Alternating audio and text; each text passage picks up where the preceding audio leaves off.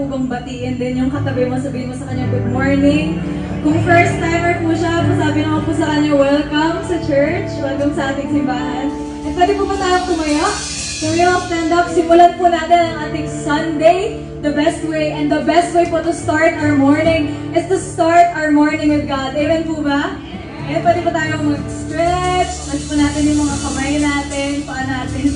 And if di po tayo nakapag-stretch kaninang morning. Kasi alam niyo po, isa at or kasama sa exercise nating mga Kristiyano ay magpuri at magpasalamat sa ating Panginoon. Amen po ba? And ang sarap lang po sa pakiramdam na umagang-umaga. Ito po yung una natin gagawin, yung una nating exercise ay magbalik ng papuri sa ating Panginoon. So, ready na po ba tayo?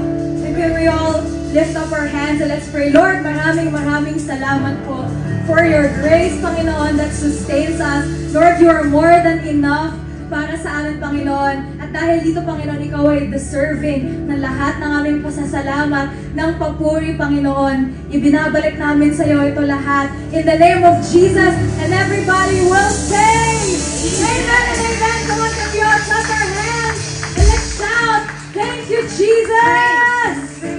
Hallelujah!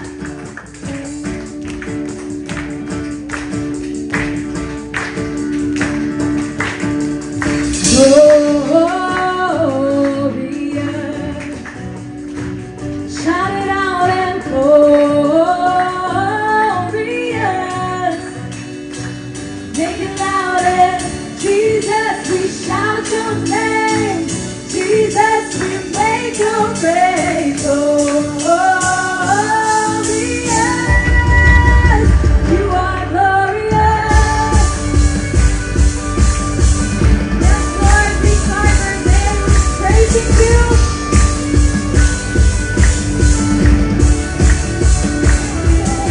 Never I will sing, only you and I know. Glorify my Lord, only you will I serve. For the world can fade away, still my soul to you remains. Never I will sing, only you will I know. Glorify my Lord, only you will I serve. For the world will fade away, still my soul to you remains. Only you will I adore. Only you will I adore. Only you will I adore. Tila kau Diyos, tapat ka ng tunay, ang wala pa sa ugat ng aming lahi. Mundo'y magunaw man, maasahan kang lagi, maging hanggang wakas nitong buhay. Sa pangapong malakas na palakpak para sa ating Panginoon. Magandang umaga po sa bawat isa and welcome po sa ating 10:15 a.m. service. And sino po ang natutuwa or blessed na narito po kayo? Pwede ba tignan mo yung katabi mo? Just say hi, hello. We just finished our 6-day prayer and fasting po from Monday till Saturday, kahapon po. And we had our online devotion during 12 o'clock hanggang 12:30 po. Pwede niyo pong balikan yan. Punta lang po kayo sa ating page sa FB and nandun po siya. And we also prayed for different prayer items every day po. And I know na it's best time for us po na tayo ay mag-seek at talagang manalangin sa ating Panginoon. Especially nag-uumpisa pa lang po tayo ng ating taon. And if we're expecting so much from the Lord, we are expectant na meron siyang matinding gagawin sa atin. Napakatindi rin po na foundation o basis ang panalangin na atin pong talagang ginawa o talagang pag-seek sa Panginoon sa 6 na araw na yan. Intentionally, we spend time to be with the Lord. We seek Him, we inquire of Him, we really want to have that intimate time with Him through our prayer and fasting. And I believe hindi lamang po ako ang nakaranas nito, tayo pong lahat na nakapag-participate sa prayer and fasting po natin and have that kind of goal or kind of purpose para po sa ating prayer and fasting. Last night, we also had a very, very powerful special service to end our church-wide prayer and fasting. And nasa Facebook page din po natin yan. And let us all be expectant. Ready na po tayo na matindi po at malaki po ang gagawin ng Panginoon. Hindi lamang po sa ating simbahan, pero even to our personal life. Amen po ba? Amen, amen. And in line with 2024, with this year, our theme for this year is entitled Moving Mountains. And what represent mountains? Pag sinabi pong mountains, anong nire-represent niyan? And ang nire-represent po ng mountains sa buhay natin, it represents obstacle, mga hindrances, mga bagay na tingin mo ang laki-laki na nakaharap sa iyo para po talagang mag-hinder for you to move forward, o kaya po yung pong hindrances para po talaga attain mo yung pinaka-best plan ng Panginoon sa buhay mo, o kaya po hindrances para po talagang magkaroon ka ng great life bilang isang Kristiyano. Amen po ba? Sino naniniwala that God has given us abundant sa buhay po natin? And kung sinasabi po ng Panginoon, dapat nararanasan po natin, hindi lang po natin alam dito, nababasa natin sa Bible, o kaya promises na atin pong tinatayuan, pero dapat nararanasan po natin yung abundance na yan sa buhay natin. At kapag may obstacle, may hindrances po sa mga bagay na yan, I think those are the mountains na kailangan pong i-move ng Panginoon, o kailangan pong i-move natin sa pamamagitan po ng ating pananampalataya. Pero we need to pay the price. Meron pong presyo, o meron pong sinasabi natin, if God will move the mountains sa ating mga buhay, may presyo po tayong babayaran, and that is definitely through prayer. Hindi lamang po yun, we have to seek God in prayer, we have to have a faith na talagang mag-move ng mountains, amen po. And at the same time, i-activate natin yung power ng Holy Spirit sa buhay natin. Hindi tayo nag-iisa dito, amen po. Amen. Merong tulong, may kasi, may anointing, meron pong pag-enable ng Holy Spirit sa ating buhay, and those are the things na pwede po o kaya pong magpa-move ng mountain natin. Not by our might, not by our strength, but definitely through the Lord na nasa atin po. Yes, we may have big mountains. Hindi ko po alam kung sino-sino po sa inyo yung nagsasabi na sinasabi mo lang yan dahil wala kang ganitong klase ng kalaking problema. It may be big, it may be enormous, pwede rin pong overpowering, pwede rin pong overwhelming para sa isa o ilan sa atin, pero you know what? Don't dare to forget na meron po tayong mas malaking Diyos sa napaka-overwhelming o enormous problems or mountains na meron po tayo. Amen. And pagka po yan at pinaniniwalaan natin, I believe God can unfold and show us yung mga bagay na talagang ating pananampalatayaan at paniniwalaan sa Kanya. Amen. Bigger than our mountains, more powerful than our mountains, and stronger than our mountains, that is our God na nasa atin, tumawag sa atin, pumili sa atin, at nagmamahal sa bawat isa po sa atin. Amen? Sige po, palakpakan natin Panginoon. Tayo po mag-pray muna bago po tayo mag-umpisa. Lord, we thank you. We want to praise you. We want, Lord God, to acknowledge your presence, Lord God, sa aming kalagitnaan. Salamat po, Lord God, dahil patuloy, Lord God, na ang iyong pagmamahal, ang iyong grasya, ay patuloy na bumubuhos sa amin, Lord God. We claim, Lord God, every blessings that you have in each of our lives, Panginoon. Hayaan mo, Lord God, na ito ay aming makamtan, ito ay aming maranasan, ito ay aming ma-enjoy. At ito, Lord God, ang way din po para maging blessing kami, Lord God, at gamitin mo kami, Lord God, para sa iba. Ngayong umagang ito, ikaw, Lord God, ang kumilos, Panginoon. Meron akong pwedeng sabihin, Panginoon, pero mas mahalaga ang nais mong sabihin sa bawat isa sa amin, Lord God. Hindi ako exempted, pero Lord, lahat kami, Panginoon, ay bukas ang tenga, bukas ang aming mga puso, ang aming mga buhay, upang pakinggan ka, Lord God. Lalabas kami sa lugar na ito, Panginoon, na punong-puno ng mga bagay na gusto mong i-reveal at ituro sa amin, Lord God. And Lord, hindi lamang hanggang dito, pero Lord, we pray and declare, Lord God, that all of these things, Lord God, will be something that is applicable sa aming mga buhay. Tulungan mo kami, and we want to praise you, to glorify your name. In Jesus' name we pray, amen and amen.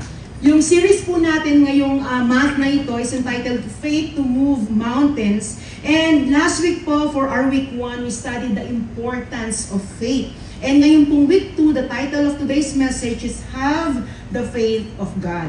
Have the Faith of God. Nung pong time na I think parang 7 or 8 years ago, nagkaroon po ako ng Bell's palsy. Natakot po ako nun kasi parang gabi po yan and nagnanam po yung left face ko. And alam mo yun, ang naisip ko, hindi kaya stroke. Hindi kaya, kasi talagang wala akong maramdaman at talagang nagnanam siya. So parang umakapal na hindi ko maintindihan kung anong nararamdaman ko. So I think tumakbo kami ni Pastor Raymond dito sa hospital and from there narinig ko po yung Bell's palsy. And of course as a nurse, medyo alam ko po yun.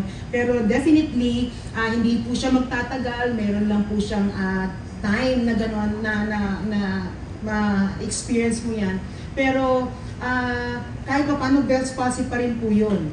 Hindi, yung mata mo hindi nagbi-blink, medyo yung bibig mo hindi nagsasara. I have to, alam mo, gagawin ko pang ganunin yan para pag kumakain ako, hindi tatapon yung pagkain o kaya yung tubig na iniinom ko. So, yung ganong sitwasyon ko lang, pero you know what, natanong ko sa sarili ko, sabi ko, Lord, bakit naman ako sa dami-dami ng tao? Tinanong ko yung parang nalulungkot ako, parang sabi ko, ano ba to? Parang napaka-grabe naman ang sakit ko, hindi naman ganong klaseng grabe. Pero you know what, iba pala pagka na-experience mo, ikaw yung lumalakad sa ganong klase ng problema. Marami tayong mga experiences sa buhay natin, mga sitwasyon sa pang-araw-araw nating buhay, mga pangyayari po sa buhay natin na sinusubok ng matindi ang ating pananampalataya. Tama po ba ako? We say we are strong in faith, we say we have great faith. O kaya sabihin natin, ang Diyos kilala ko, alam ko siya, alam ko kung paano o ano ang kaya niyang gawin para sa akin. Pero when you are walking in the midst of problem, overwhelming problem, mountains na pwede po natin sabihin, iba po ang sinasabi ng isipan at iba po yung ating na-experience. We thought we had great faith and yet, it happened na nagkakaroon po ng pag-allow ng Panginoon sa atin yung mga sitwasyon na nangyayari sa atin. And when it continues at na-worsen po lalo ang situation, mas matindi po na talagang lalo po tayo nagiging in a way doubt, nagda-doubt po tayo, nagko-question po tayo, o kaya po nagtatanong tayo sa Lord. Ako lang po ba yung ganito? I hope I hope nakaka-relate din po kayo, no? Hindi naman po 'yon, ang mas matindi pa po dito, ginagamit din po ng kaaway ang mga sitwasyon na katulad nito upang i-convince niya tayo na tayong mga believers, when we exercise our faith, hindi mag-work katulad ng sitwasyon or circumstances na meron po tayo. Problema na meron tayong dinadaanan. Yung pananampalataya natin hindi nag-work. Yan ang ginagawa ng kaaway. Pero ilang beses na rin po nating narinig na hindi naman valid proof na hindi po sagutin ng Panginoong Diyos ang mga panalangin natin o gawin yung mga bagay na ninanais natin. Mawawalan na po tayo dapat ng pananampalataya. Tama po ba? Kung hindi natin pwedeng sabihin, ay hindi naman nag-work kasi hindi naman nakikinig ang Lord sa akin. Hindi naman nangyayari ang mga pinapanalangin ko. Sabi po dito, faith is not based on experiences. Amen po ba?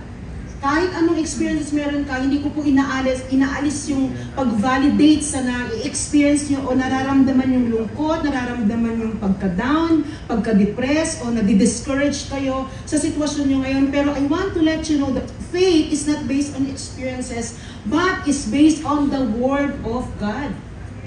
Amen. Napakadami po, napaka-rich po ng salita ng Panginoon para po talaga sabihin na napakadaming encouragement, napakadaming pangako na pwedeng ibigay at sabihin ng Panginoon sa iyo at pwede mong paghugutan ng kalakasan mo sa mga time na ikaw ay nagkakaroon ng problema. Kaya nga po, during the time na tayo ay lumalakad sa gitna ng mga problema o malalaki unos o sa buhay po natin, we have a choice whether we are going to stand on faith doon sa mga naaral natin o sinasabi ng Panginoon sa atin so that we will be encouraged to continue to walk in faith or by faith or patuloy na pananampalataya natin sa Kanya. Sabi po, we need to have the same attitude that we have towards medicine with faith. Ano daw po ba yun?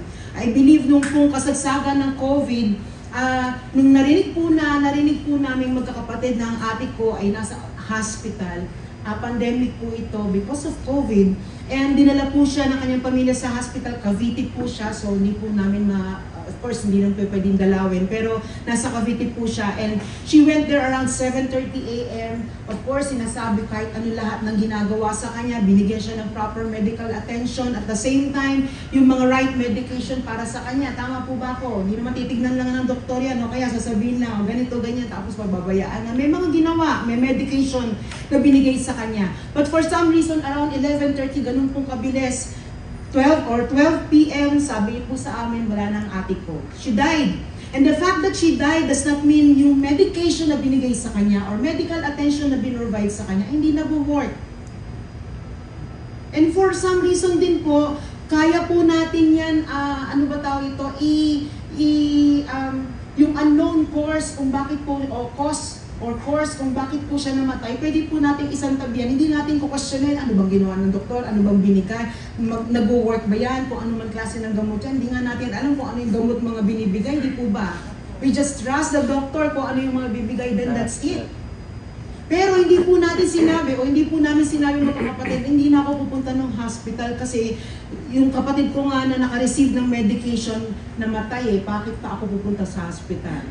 Di po ba? Di ba sasabihin natin, kung kailangan ko mag-hospital, parang lagi na lang, ang tagal-tagal na itong ubo ko. Pupunta pa rin akong hospital kahit namatayan ako of my sister doon sa hospital na yon. Not questioning yung medicine na binigay sa kanya o yung kung ano yung ginawa para sa kanya. Believing na pag pumunta ako ng hospital, ano man ang bigay sa akin ng doktor, ano mang medicine, gagaling ako o magkakaroon ng progress yung sitwasyon ko. Tama po ba? With this regard any unknown factors na nagkukos kung bakit namatay ang tao o kaya bakit instead of getting well, may mga ganitong klase na sitwasyon. In the same way, we must disregard the unknown factors that cause people who we thought na nabuhay o kaya talagang pinanindigan ng pananampalataya nila and yet they fail. Pwede bang pag tinignan lang natin ng isang tao, bakit siya nag-fail? Ibig sabihin, hindi nag-work ang pananampalataya sa kanya, hindi na rin mag-work ang pananampalataya, hindi na rin ang paniniwalaan ko. Hindi po ganon, hindi po ba? Like the medicine na pwede nating questionin na bakit namatay ang ate ko o kung sino man ang namatay po na kilala ninyo, hindi nyo po questionin yun kung kayo rin po ang iinom nun for you to get well. Same thing with our faith. In fact, we also have to consider that some people who we thought have this great faith did not have faith at all. Dahil in most cases, we mistake the faith we thought they have for the faith na alam po natin. Pero you know what? There is so much confusion about faith today just as there was always been. And sabi po dito, it's like having a computer, alam mo yung function lahat yan, alam mo kung anong potential ang pwedeng gawin sa inyo yan. Pero pag hindi mo siya kayang i-operate at buksan at kung paano gagawin o ilalabas niya, paano ba yung mga shortcut nito, ano ba para talaga mapalabas ito, hindi rin po natin talaga fully maximize yung computer na yan. Na-experience po ba yung pumunta kayo ng restaurant, may pera naman kayo, kayang-kayang, pero hindi nyo alam kung anong bibilin na pagkain? Lagi po kami talaga nagaganon. Tapos, pagkatapos namin kumain, sasabihin namin, hindi masarap ano. Tapos ang mahal po ng babayaran namin.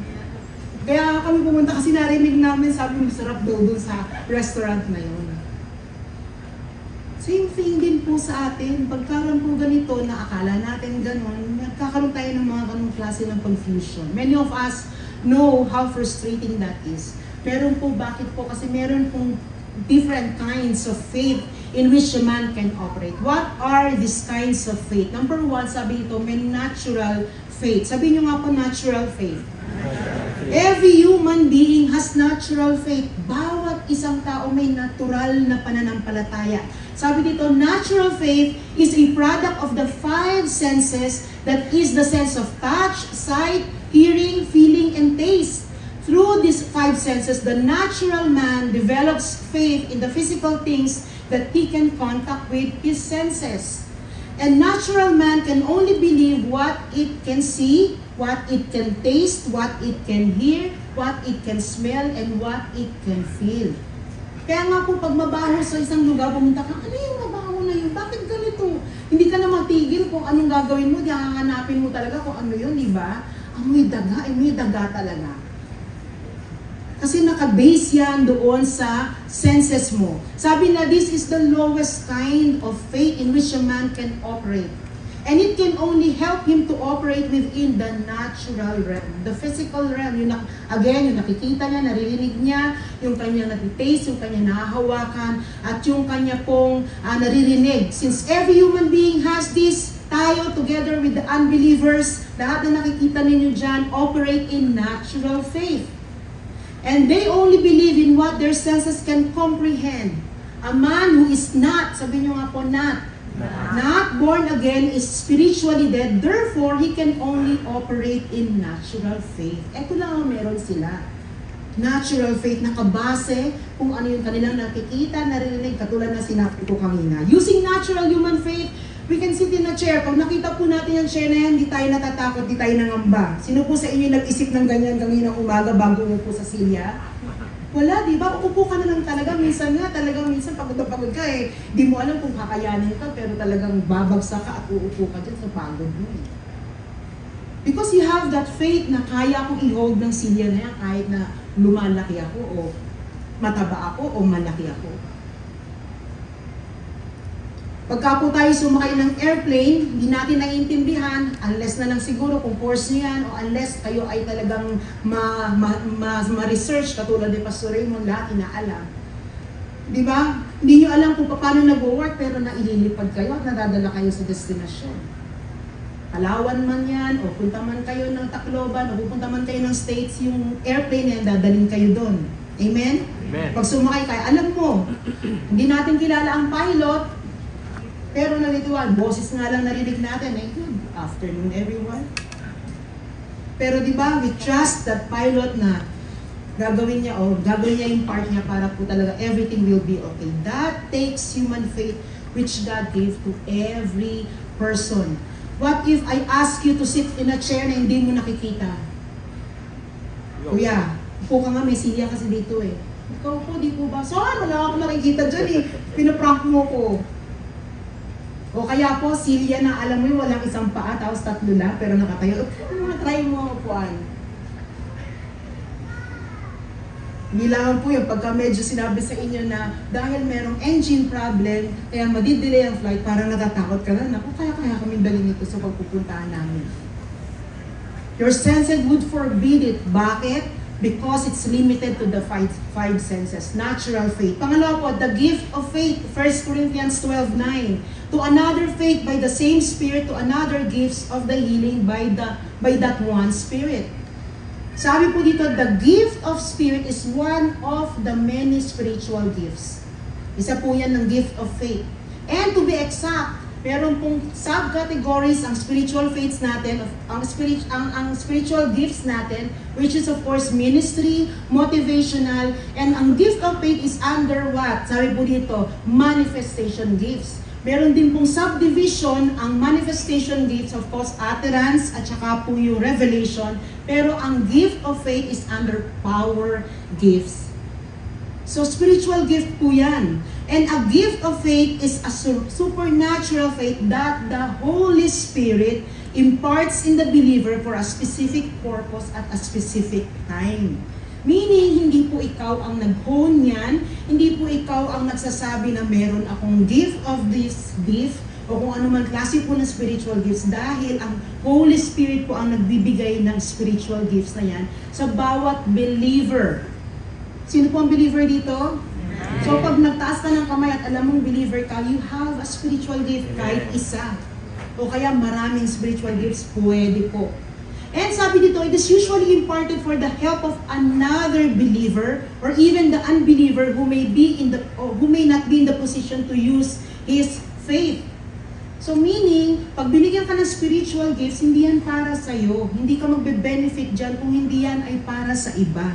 To build others, to strengthen the faith of others. Kaya po tulungan sila for having a weak faith. Ikaw ngayon ang mag-strengthen ng faith na yan. Sa pamamagitan hindi mo, kung hindi ng spiritual gifts na binigay sa iyo ng Holy Spirit. And sabi po dito, the person through whom the gift of faith is operating does not benefit from it. Ulitin ko po, when you are sick, hindi ka po pwedeng pagalingin ng gift of faith mo operating through you. Dahil po iba yung gift of faith. And this is why it is possible, sabihin nyo nga po possible, for a person who God is using to heal others through the gift of faith to fail to receive the healing of faith when he is sick. Di pwedeng nagparate na yung sarili ko kasi may gift ako na ano. Kasi bakit ang spiritual gift hindi para sa'yo, pero para kanino? Sa iba. Pwede ba tignan mo yung katabi mo para sa'yo? It is important that we so not live by gift of faith. However, we can help the weak in faith by the gift of faith. Because the gift of faith is imparted to a believer at a given time for the help of another believer. We cannot use the gift of faith sa ating will o sa gusto natin. Bakit po?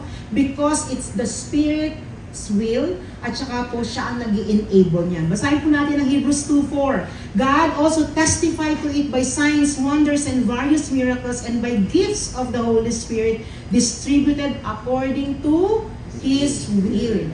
Hindi to my will o kung kanino man anumang pangalan lalagay niyo dyan. 1 Corinthians 12:9, to another faith by the same Spirit, to another gifts of the healing by that one Spirit. And if we look closely dito sa dalawang verses po na to, there are two things that we can observe. The first is that different gifts are given to different individuals, believers po. And second thing po, these gifts operate by the will of the Holy Spirit. Siya po ang nagde-decide, nag-i-enable at gagawa niya through you. Kaya minsan tinatanong natin, ito may gift to ng panalangin to ng panalangin, nakakagaling siya sa pamamagitan ng pagpapanalangin niya, ng pananampalataya niya, pero bakit siya hindi gumagaling sa sakit niya? So now we know, hindi pala ganun. And spiritual gifts, sabi dito, are not given for our personal benefit, for the benefit of the body of Christ. Now, ano ang faith that operates in a man that we can also benefit? Hindi ko po sinasabing pag may sakit kayo, di na ako gagaling. Hindi po, meron po yan. And this is number 3, ang sabi po dito, the God kind of faith. Mark 11:22. So Jesus answered and said to them, have faith in God. What is God kind of faith? Sabi po dito, the God kind of faith is the faith of God that is permanently, sabihin niyo nga po, permanently imparted into the spirit of every believer on the day of salvation. Ay, ako pala, meron ng God kind of faith. Tama po ba? Dapat sabihin niyo sa sarili niyo, hindi lang pala natural faith, hindi lang gift of faith ang pwede ibigay sa akin ng Holy Spirit. Pwede rin kung hindi tayo bigyan ng Holy Spirit niyan. Pero yung God kind of faith, meron ako. The day I receive Christ as my Lord and Savior. This is the same faith that Jesus had and lived by. Naintindihan niyo po ba to? Sabi po dito, every born-again Christian already has the same quality, has the same quantity of the faith that Jesus has. Grabe po, no?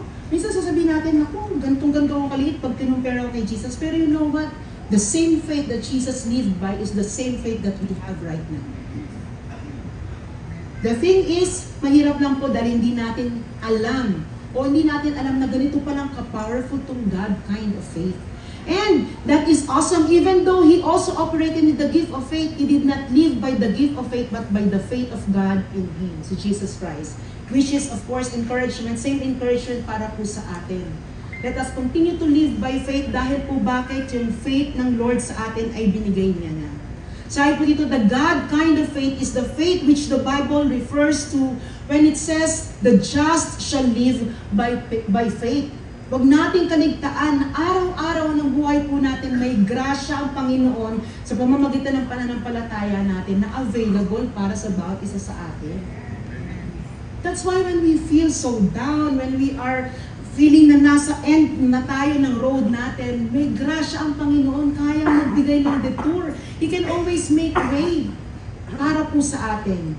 That without this God kind of faith, it's impossible to please God. And sabi po dito, this God kind of faith brings the things God has provided from us from the spiritual realm at makikita mo sa physical realm.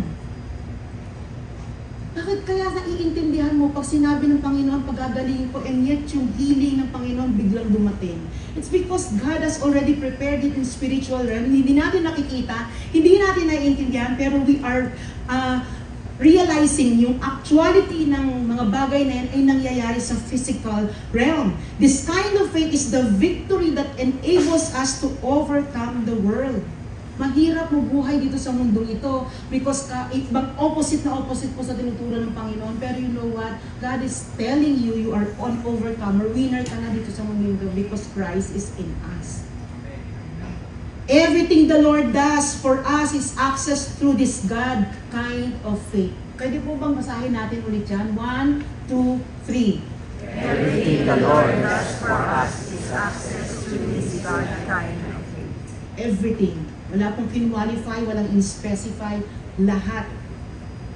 And God requires that all believers live by God kind of faith. Again, sino pong mga believers dito? I-require tayo ng Panginoon dito sa klase ng kind of faith na ito.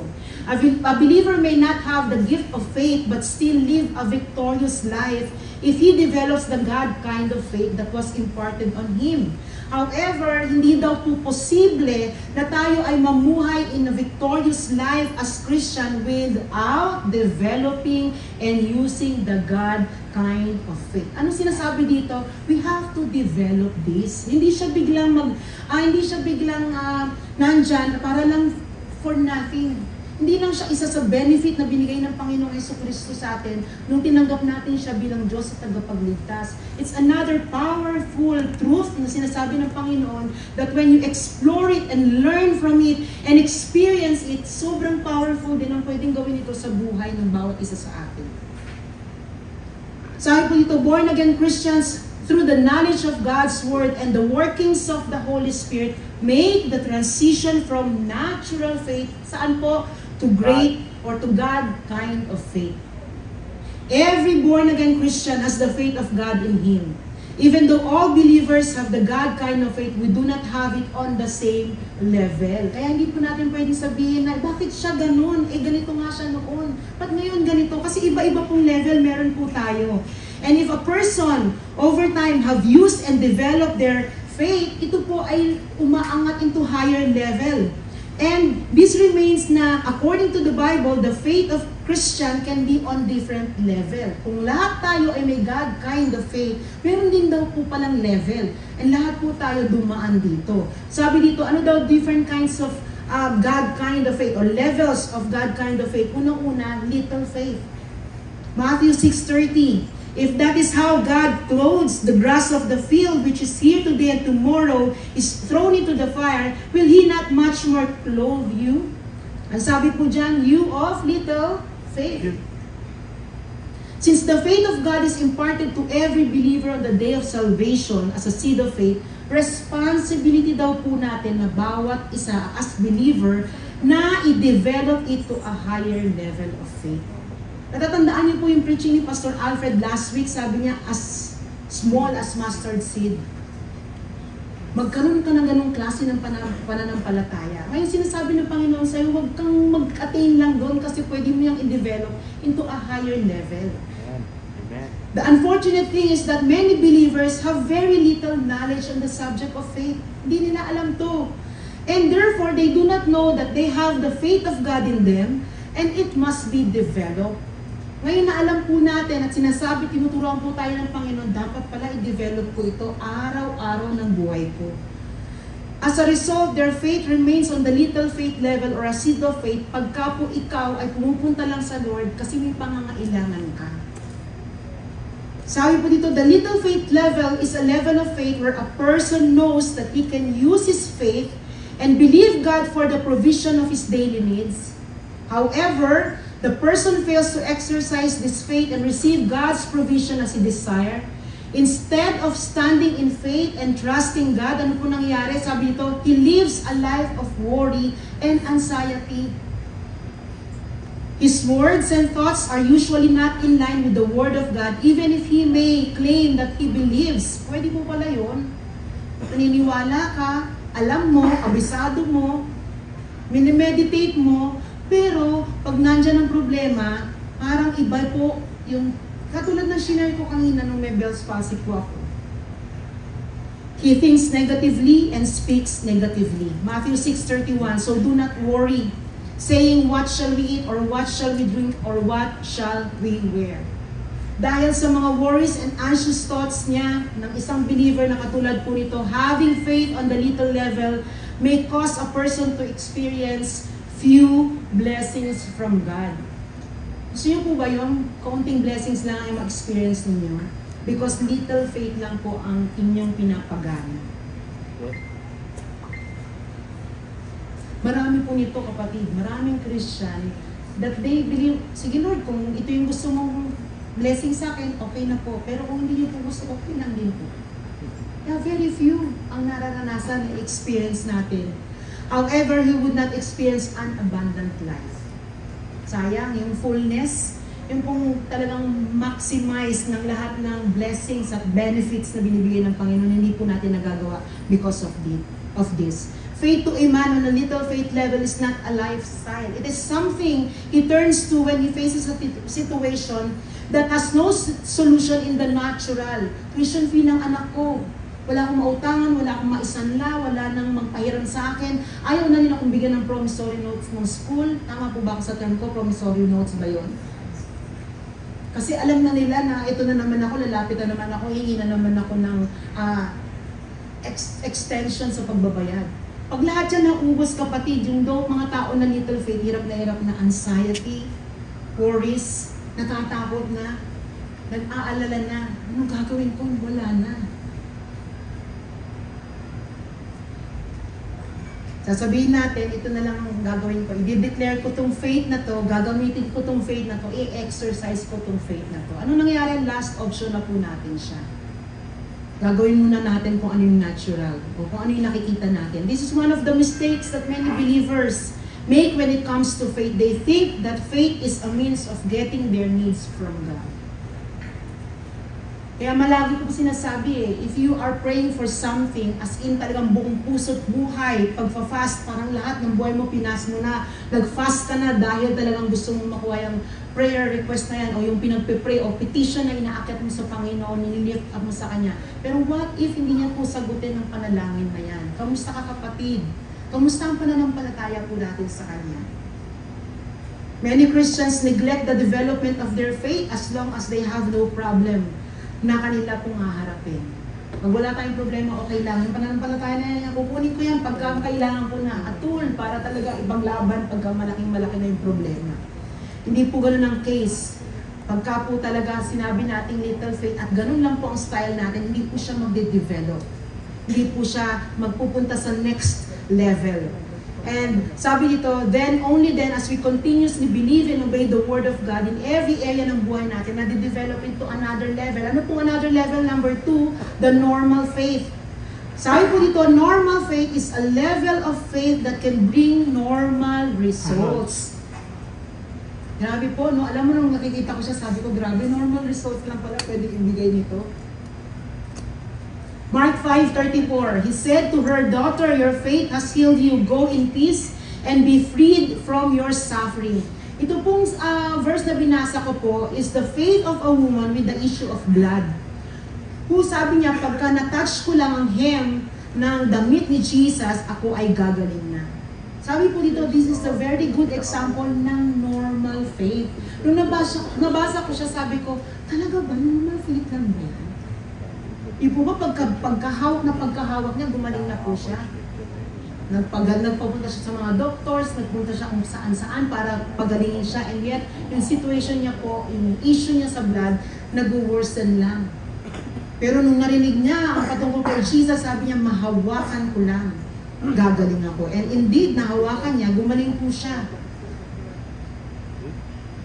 And hindi lang po siya gumaling, pero di ba, binuo po siya ng Panginoon. One important thing we have to take note of that, both the woman who had normal faith and yung mga tao po na nagsasabing negatively na hindi tayo gagaling, sino ba yung Jesus Christ na yan, is that yung little faith ang pinapagana pero siya normal faith.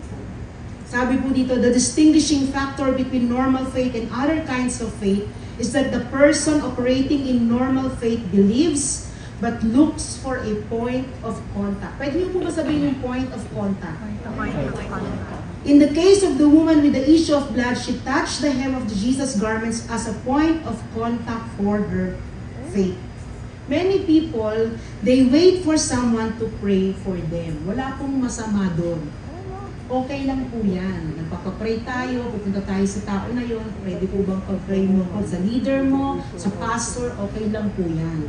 They cannot just take God at His word and believe that they will have what the word says. They must have a point of contact and take a step of faith towards it. Pero may mga Kristiyano po that they really need the prayers of other people. Yes. Yes. Ito yan. And, nung nakita ko po, sabi ko, normal faith.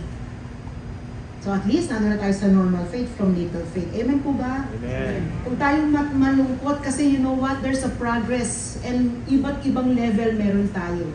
Walang condemnation dyan. Okay po yan. God kind of faith po ang ating pinag-uusapan. In most cases, they need the support of faith and other believers. Their faith is usually in the prayers of anointed man or woman of God. Number 3, gusto po natin paakyatin sa higher level, great faith. Great faith, therefore, is the faith that is dependent on the Word of God only. Sabihin nyo nga po, only. Only. As long as a man of great faith finds a promise in the Bible, that settles the matter. Tapos na ang usapan. Kasi sinabi ng Lord, narinig ko ang Lord, sinip ko ang Panginoon. Ito ang sinasabi ng Panginoon sa akin. Tatayuan ko to at ito settles the matter. Sabi po dito, there may not be anyone to pray for you, or the situations around you may contradict to what God is talking or telling you about, but that does not move Him in any way. He still believes that once God has spoken, the matter is settled. Amen. So ito yung great faith. And Luke 7:7-9, that is why I did not even consider myself worthy to come to you, but say the word, and my servant will be healed. Jump po sa 9, sabi po dito, when Jesus heard this, He was amazed at him, and turning to the crowd following Him, and said, I tell you, I have not found such great faith even in Israel. Grabe po, no? You know what? Maybe, and sabi po ng ibang mga Bible scholars, this centurion, nung sinabi niya kay Jesus yan, alam niya. Aral siya sa salita ng Panginoon. Like sabi dito in Psalm 107:20, sabi doon, He sent His word and healed them. Pinanampalatayaan yun. Alam niya ang salita ng Panginoon. At yun ang sinabi niya kay Jesus. Mukhang nagko-command, Lord, pumunta ka, sabihin mo lang, gagaling na yung servant ko. Mukhang nagko-command, pero you know what? This is only the way ng prayer niya, audacious, assertive, confident, mukhang commanding, pero tinatayuan niya yung promise of word na natanggap niya at alam niya po. Pagka po alam natin yung promise ng Panginoon sa atin, the tamang konteksto ng mga verses o ng scripture promises, definitely we have to be confident and bold dahil this will be the faith and boldness na kinakailangan para po mag-rock ng gates of heaven. Para ibukas mo ang langit para sa kasagutan na hinihintay po ninyo. Si Abraham is called the father of faith, pero ang tagal bago po binigay sa kanya si Isaac. And yet, tinayuan niya pa rin po yan. Romans 4:18-19. And then jump tayo sa 21. Against all hope, Abraham in hope believed, and so became the father of many nations, just as it had been said to him, so shall your offspring be. Without weakening in his faith, he faced the fact that his body was as good as dead since he was about 100 years old, and that Sarah's womb was also dead, being fully persuaded that God had power to do what He had promised. May pinramis na ba ang Panginoon sa inyo? It's bound to happen. Mangyayari yun, kapatid. When, papaano, hindi na po natin problema yun. Sa Lord na po yan. All we have to do is to wait nang meron pong confidence at boldness na sinabi ng Lord yan, gagawin at gagawin yan. No matter 5 hours, 5 years, or 5 decades, gagawin ng Panginoon yan sa'yo. Si Smith Wigglesworth po was a British evangelist. Very influential po siya nung year po ng early history of Pentecostalism. It is said na nung bata po siya, merong mga bata rin po, o nung bata po, may mga bata po na lumapit sa kanya, naglalakad po siya, at lumapit po sa kanya, ang tanong sa kanya, paano ka nagkaroon ng great faith? And paano naman kami magkakaroon ng great faith? Yan ang tanong ng mga bata sa kanya. And his answer was that his faith had grown to the level where it was over a period of time ay na-develop na lang. Hindi niya ma-identify, hindi niya masabi kung ano, may secret ba, may ingredient ba, wala siyang sinabi. Sabi niya lang, he also added that any Christian, sabi niyo nga po, any Christian can grow his faith to great faith. Then he quoted Mark 4:26 to 29. Sabi niya po, he also said, this is what the kingdom of God is like. A man scattered seed on the ground night and day, whether sleeps or gets up. The seed sprouts and grows through, though he does not know how. All by itself, the soil produces grain. First the stalk, then the head, then the full kernel in the head. As soon as the grain is ripe, he puts the sickle to it because the harvest has come. Minsan wag po tayong masyadong ma-stress o ma-pressure. Bakit yung aking pananampalataya nasa little faith na mukhang bumalik na naman sa little faith. Pero ito na naman, the Lord is there para po sa atin. The Holy Spirit wanted to help us. We wanted to develop our faith. I-train natin ang ating mga sarili para po talaga mamuhay tayo sa ganitong klase ng pananampalataya. Don't be sudden pagka ngayon nasa little faith ka, normal faith. Kailan ba talaga kung mag-great faith? You know why? Because every day as you are using that, you're training yourself para dito po. Great faith is not for a few chosen people. Sa mga nagpe-pray and fast ba yan? Sa mga leader ba yan? Sa mga kabisado yung Bible, magmula Genesis hanggang Revelation? Sa marami pang mga scriptural verse na kabisado? Hindi po. Sabi po dito, every Christian can develop his faith to this level of faith, the great faith. Be encouraged, kapatid. Dahil baka ngayon mo palang nalalaman, ay meron pala akong God kind of faith. Kasi nung time na receive ko si Lord, binigay na agad dito. And here are the God kind of faith. And God is telling you right now, you can level it up. Pwede mo yan, tutulungan ka ng Holy Spirit para dalhin yan sa higher level. Kailangan maintindihan ng bawat isa sa atin that when we receive Him, we have this kind of faith. Pwede bang sabihin mo sa katabi mo? Have the faith of God. Have the faith of God. And every born-again Christian has this God kind of faith. Don't say wala kang faith. Don't say, naku, parang nawala na, parang naubos na yung pananampalataya ko. Dahil you have faith. Dahil yung faith ng Panginoon ay binibigay na sa'yo. Again, huwag tayong malungkot kasi you know what? Kailangan natin start working on your faith today. Paano mo malalaman, kapatid? There should be great results na nangyayari sa buhay mo. May resulta. Prayer life mo, kung dati ganito lang, may resulta yan, umaakyat, lumalalim. Ang pananampalataya mo, maturity mo sa Panginoon, ito lang, you know what, darating panahon, sasabihin mo, ay, ang dami ko na rin palang alam. Ang dami ko na palang nalalaman, naiintindihan. Ang dami na palang truth na talagang nangyayari sa buhay ko. Daily basis, activate the power of the Holy Spirit sa bawat buhay ko. Pwede po ba tayong tumayo and let's just worship the Lord this time. Tayo po manalangin. Lord, salamat po. Salamat, Panginoon, sa mga bagay na itinuro mo sa amin. Sometimes, Lord, totoo nga, we are confused with these kinds of faith. Ano nga ba ito? Is it a saving faith? O ito yung faith na kung saan natural lang, nakadepende sa aking five senses. Ito ba yung faith na kung saan binigay ng Holy Spirit sa akin so that I can minister and I can build up the faith of other believers. Pero kapatid, I'm telling you, there's this God kind of faith that every believer, God is requiring para magkaroon po tayo, para patuloy nating ma-enjoy ang buhay, para patuloy nating masabi na totoo nga that God wants me to have this abundance sa aking buhay. Gusto ng Panginoon in fullness of this life that He has given me ang maranasan ko. Kaya dito sa pamamagitan ng this God kind of faith and the levels that it has, tulungan mo ko, Panginoon. Let it be, dadalhin mo ko, Lord God, into a deeper, wider, higher level ng pananampalataya sa iyo, Lord Jesus. We give you praise, we give you all the glory. In Jesus' name, amen. Patayin po natin ang kantang ito. Thank you, Jesus. You are worthy. You are worthy, Lord.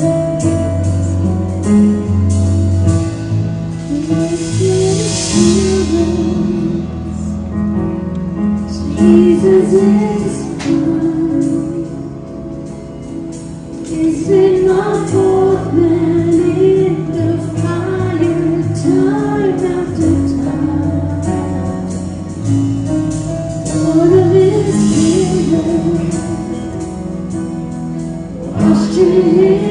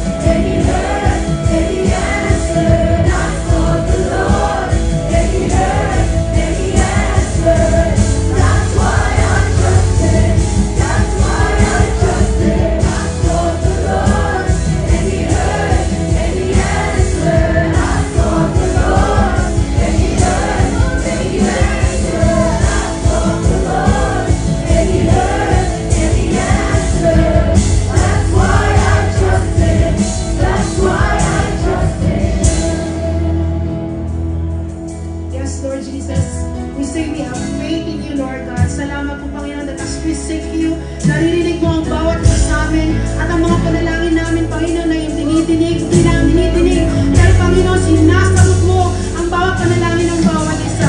This is what I can sense na sinasabi ng Panginoon sa bawat isa sa atin. Tama na, kapatid, ang average lifestyle ng pagiging isang Kristiyano.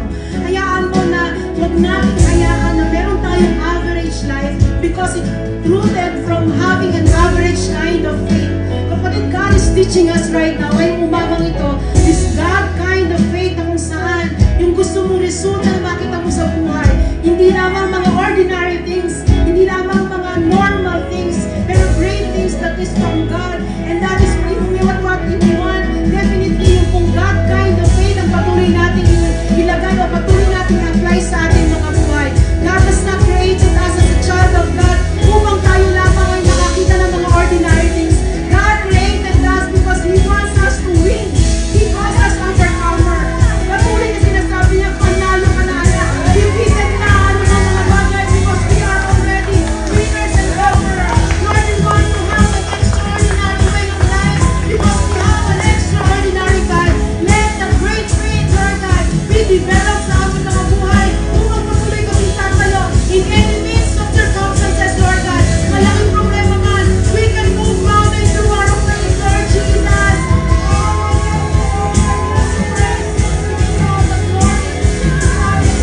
Pwede po kayo taas natin ating mga kamay. Lahat po tayo taas natin ating mga kamay. Holy Spirit, we pray that you will help us develop our faith.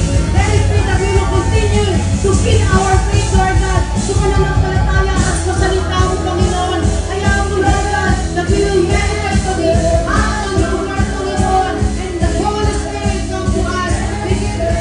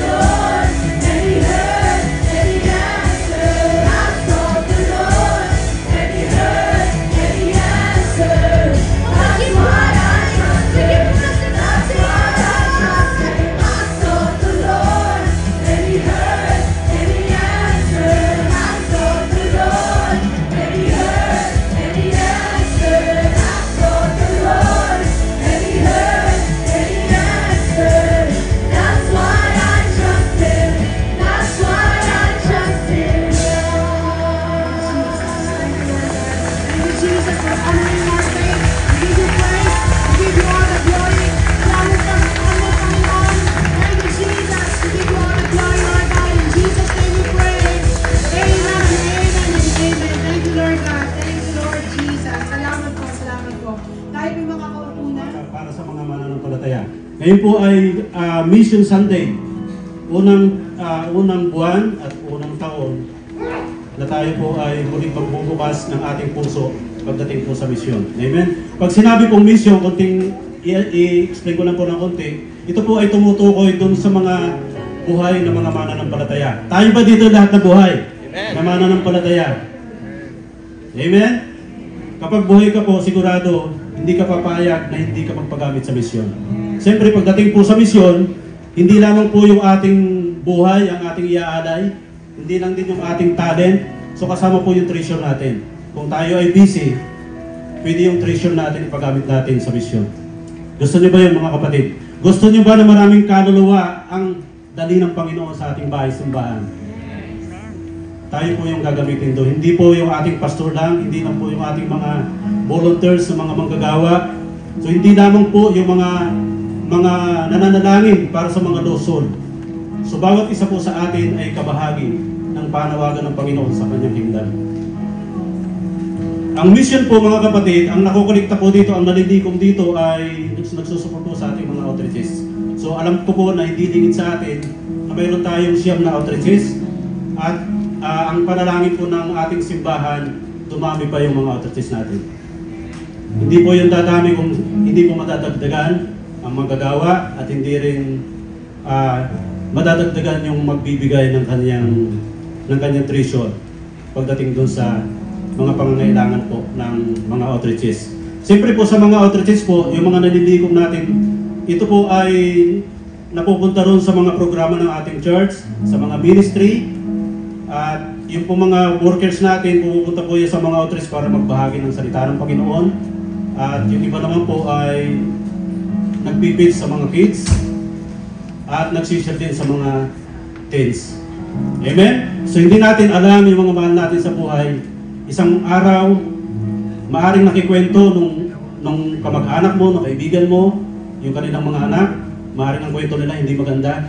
Pero isang araw, makita mo na mayroon siyang pagbabago sa buhay, mayroon pa na nag-share sa kanya. Na natako dun sa lugar na kung saan ay mayroong mga outreaches, mayroong gawain ng ating simbahan. Amen? So ini-encourage ko po tayo ng lahat ng gusto magpagamit sa Panginoon, pagdating sa pagbibigay sa misyon, huwag po tayo magsawa. Dahil ang salita pong pagsawa, ibig sabihin, yung ating fire, yung ating pagmamahal sa Panginoon nawawala. So kapag hindi tayo nagsasawa, lalo pong mag-uumapoy, lalong yung pagmamahal ng Panginoon, magmamanifest po sa atin. At hindi papayag, gaya nung narinig ko kaninang word na, hindi papayag ang Panginoon na ikaw ay may gave sa iyo lang yun. So ibabahagi po natin sa iba yun. Amen? So sabi po doon sa Colossus chapter 3 verse 17 na,